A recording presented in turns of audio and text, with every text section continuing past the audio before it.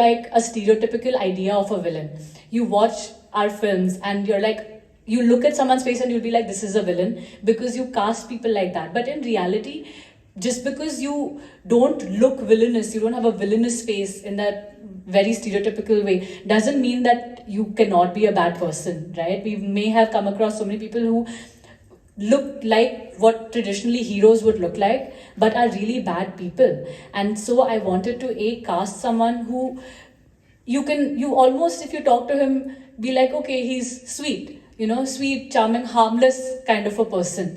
But in the story, does he actually do it? He does actually do it. And there is a hint of when you know, okay, this is definitely what actually happened. And that hint is in the last scene where regardless of what happened to him, whether or not he was punished, her entire life, her education is taken away from her. She's almost restrained in her house.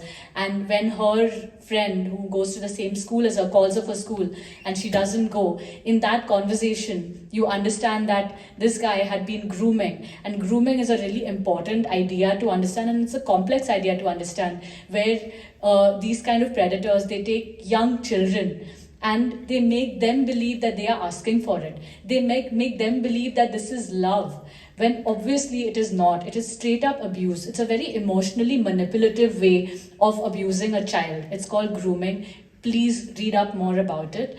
So he had been grooming not just Meenu's character, but all the little girls in the neighborhood. And he had been promising all of them that I'm going to take you to eat a burger at McDonald's, when we now know the next morning that take you to eat a burger at McDonald's means basically take you and sexually abuse you. I mean, so, yeah. it was evident at the start, right? But as the story progressed and they gave up, उन्होंने अपना बताया कि मैंने तो देखा नहीं, फिर उसने बोला I had some similar experience. So that's yeah, like and to address your preconceived notion, that's absolutely true also. So many times when you have these incidents happening in public spaces, you have a fleeting second, a fraction of a second to register what happened.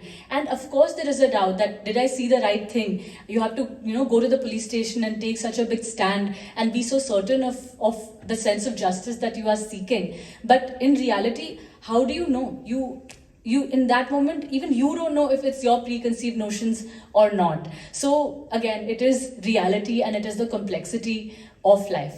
But in the actual story, yes, he did do it. He had been doing it for a while. This wasn't the first time he did it. And this time, in fact, it had been going on for such a long time that if Simi's character hadn't intervened, we don't even know if the girl would have come back home at all. Great thriller.